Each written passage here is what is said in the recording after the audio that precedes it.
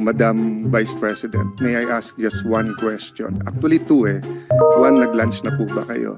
Sa Senator Cayetano, nag-lunch na po ako. And I'm very cordial Yes, when it ma'am. comes to international diplomatic relations. Gusto nyo i-discuss natin yung No. West Philippine Sea. Yes. But hindi kasi ako plastic na tao. The book contains many errors. Sige po, pakita po natin. Kasama po dyan, dahon ng banahaw. Wala naman pong dahon ng banahaw. Baka anahaw po yung tintukoy. Yung word na sila, dapat po sina. Tapos yung walang awa, dapat nga may hyphen po yan. Tapos, Madam Chair, nakalagay din, yung pugad daw ng kwago ay nakapatong sa sanga. Tell the committee sino po ang editor ng children's book na ito. Chair.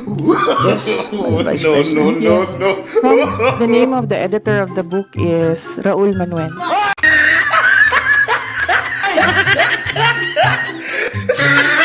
It's a joke, ma'am. Just write it out of the record. Ang nasa rules ninyo, witnesses lang po ang nag-o-oath. Wala po kayong rules sa resource persons. Ma'am, ano lang po yun eh. Yung term lang po yun eh. Pero considered as a resource person din po kayo eh. Yes, sir. Resource persons nga po Kayo nakalagay witness dito. din po at saka resource person po. We cannot just trivialize. Kasi you're just a witness. You're a witness. Pareho na rin yung witness, resource person. They are not the same. The Supreme Court says they are not the same. And somebody who appears to be the accused has a different tier of protection from a witness. The point of the Honorable Arroyo is well taken.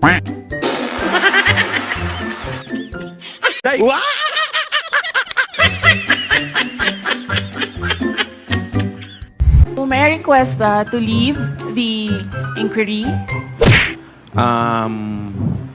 Ma'am, pwede naman po, considering na hindi naman din po kayo naka-oath and alam naman po namin, marami rin po kayong ginagawa. The Vice President is excused. Madam Chair, hindi ko maintindihan yung ugali ng ating resource person. It is a simple question. Paulit-ulit na this is politicizing. I don't appreciate this kind of attitude, Madam Chair. Usually, ang resource persons natin ay nagbibigay ng parehong institutional courtesy sa legislature na ibinibigay natin sa executive. I don't appreciate this kind of attitude. Madam Chair. Yes, Madam Chair. Hindi ko rin maintindihan ang ugali ni Senator Risa Ontiveros. And I do not appreciate, ano yung sinabi niya?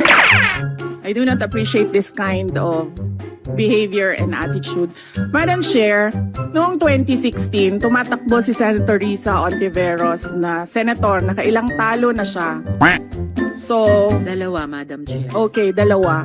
Natatakot siya sa pangatlong talo niya, kaya pumunta siya sa Davao. Humingi siya ng tulong. Hindi naman siya tumutulong kay Pangulong Duterte.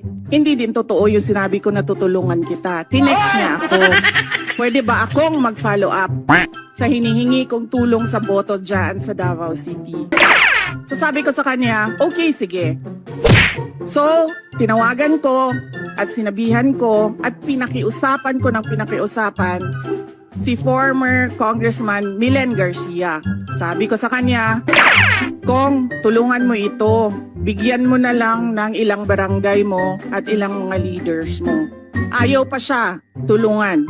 Si former Congressman Milen Garcia. Pinakiusapan ko ulit, Kong, please tulungan mo na lang. Nanalo na siya at nung nanalo siya, anong ginawa niya? Siya ang pinakaunang umatake kay President Rodrigo Duterte. Anong tawag sa ugaling ganito? Pero syempre comment ko lang, no, mas mabilis siya sa confidential funds. Share. I do not understand.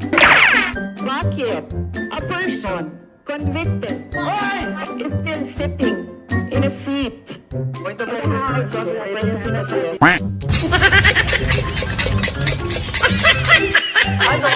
Minute like the content of my answer.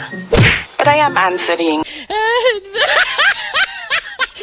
Madam Chair, my answer for every question will be I will forgo the opportunity to defend the budget of the Office of the Vice President through a question and answer.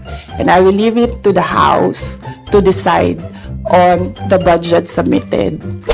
So, magsasayang tayo ng oras nito, paulit-ulit yung sagot. That is acceptable to us. Mukhang nahahalata na nga ni Inday Sara ang plano ng Kongreso sa opisina nito, kaya inunahan na niyang supalpalin ang mga ito. Is this part ba of what you said earlier, Representative Kimbo, let's stick to the plan? Yun yung narinig ko sa iyo kanina. Noong nagsagutan na kayo, ikaw, Representative Kimbo, tsaka Representative Castro, about the 11 days, 19 days, ilang days na yon ng utilization, nakita ko na that was the start of an attack against the Office of the Vice President, and i-hinge yung attack on the confidential fund use. So nakita na namin yung timelines and nakita na namin yung kumbaga script sa narrative ng attack on the Office of the Vice President with regard to confidential funds. At nang tanungin kung may pagkakataon pang makipag-teammate siya sa mga Marcos. Oh, never again.